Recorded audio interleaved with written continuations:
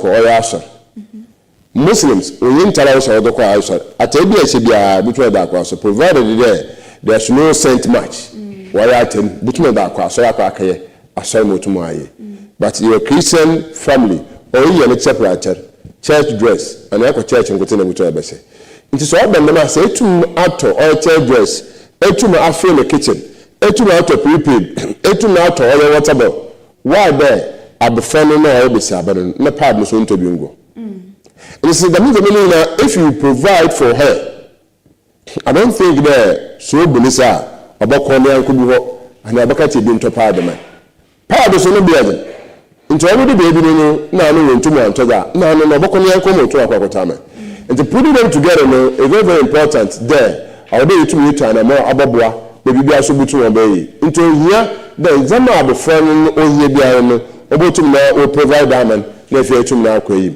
into ya ko hene yi no o here da yetu anamara ababoa o here da ye ko hene na nzama ye na butu ababoa ana butu ababoa say amen time tin komo na ejane jane the peer pressure will set in abokom ejama safu we some should do this in China I mean the bia mo program where schools are ho I read them there aye far our there to may provide our part in the moba I mean you know we be say in that abofo na come from aboko kitchen why do be say so into one could be na the na pa be go another okanism ho so them coming back to the box.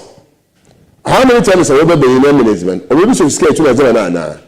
And never baby I know Uncle Top in Zama Wire Ban. Baby I also walk to the more ban. Baby a bishop uncle.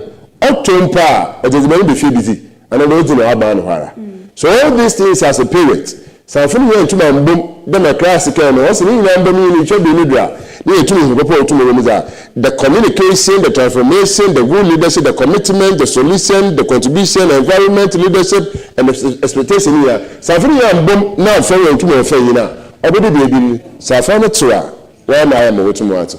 To our woeful, he now said the issue of women, no share, you should be. I'm Madame here in Tumula setting. Last one and Sana, yet me, I'm our kind of wakono. Say, a colleague and as a students be a call or how you know school, stress be a tete, just say, when me a sundre, send a Nayaka, I 80 or day, be honey.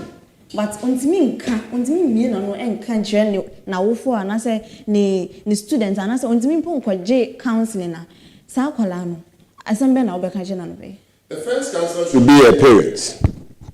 The parents are Otuma Urban. They are the first counselors. Otuma Moya. So I feel into Mukwankaja is their parents. When I often to the missing to Maba. And since I feel into Mukwankaja, I will be it to me. You are another thing I mentioned of Franco monitoring. How many times you monitor over? The Mabanian Queen, Maba or used to phone one or two other phone. And so that means a minute I'll be to me there. I'll follow it to my monitor, it to me to Adamo, no to my boy. Send it over there, it be Jan, not bright to my dam, Madame Obia. Into what for you do so? My friend will to me do so. The environment we are in, I say to me do so. So I don't know Obama, a guy enough for me. Did a guy enough for me there? So be I enough for me, dear. It beats me acquainting Anwana, Omar bin ABDULLAH, and Opay, host I any guest. Aha, what's me at share na drain, a fast answer and send me now. Ye na near share a year ni moi. Name no, say Macan, ye brano ayabe.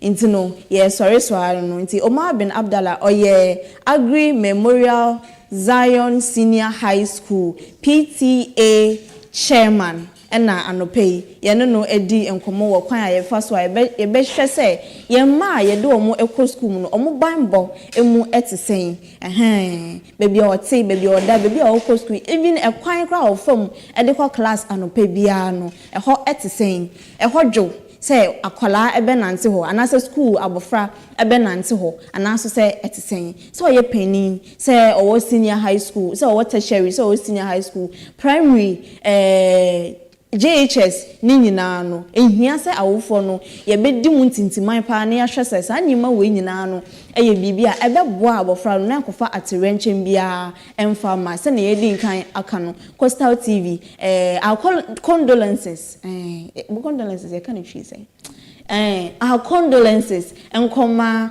abusuafo no KNUST Ransford na abusuafo anope ye mo bibia yakọ ye mo bibia nso hyeden ya rehosem papa ne mom Nyankopon ono ankasa na nim ne na imnimpa so se obecheche abusuafo no ewe Mama V. Yes, Susan. What's aba? Yeah. Aye. Then a woman power. Sa papa. Nti ende ukwe de fia nya ye de. Yaje aboso. Ah say kuti say ba. Yaje aboso. Nti am say de mo kan eno anu no abusuafo no mo ahwe omode hye wo KNUST no.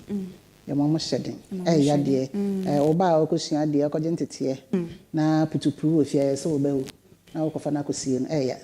Nti ye mo hyeden na tisa de mo kana nkwara mo kosuko ye mo hwe mo hoye na mfofo ne peer pressure ya hadwen nti ye mo hyeden yo ye mo hyeden na sane ye di nkan aka no so cervical screening na e wo so oba bia ye no yeah nti ano no mpo na ye guest no e ka se ya omukwa omunya challenge kakra ya maamefo no nka me kan say parents no omo be so be makwan na omode ama omo nti na o stress e awofo no edu sa abre na omo mama kwan no fam because akura no na ye bo no ho ban from 9 to 14 years no the basic school no unya vaccination na eboba ho ban akopem abra we penny na when we penny dia no the kids are go screening because no dia na ja afem afajemansa what you say so won be me Afiba no ai so it's 15 and above no mo susu say I dey agro bi oba bi nti ani kisa ko screening ansa na mo yo matimi ahwe and there was one adwebo sir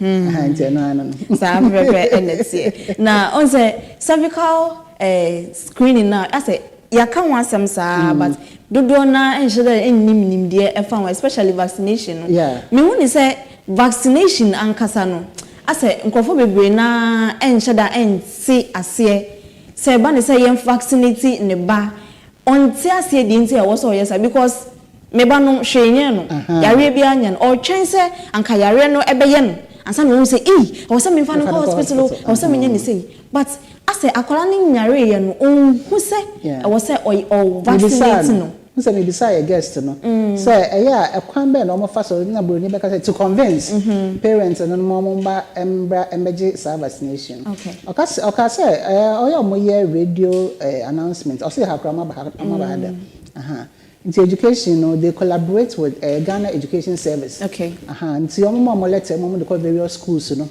na mo bo management no so amane na omo mankwara no ya aware say Saturday health professionals baba na mo de vaccination na ba mankwara nti omo mo nmere na mo so abo mo parents amane nti management no kwara so mo ye memo na letter bi de mankwara no e show mo bag so mo fa ko mo parents say Saturday we na e be ya ma nkwara no e school and also mo be sure mo ye because this they can me me fear na wa ba na say I pie na me fa naza hwenya me nti kisa kasade ya ne education ya na e be boa ma obi ate ase na me say producer ho ma me too short just aka me 2 minutes ya be so isi just aka me 2 minutes me and women power and if ya boss ai so ma me too short we show ya te producer ya sorry so na ye dey aseda kese e be ma etiefo nyina bebi a wo bi a wo hwe Coastal TV channel 514 digital and so and also say wo share your Facebook and also YouTube no aseda kese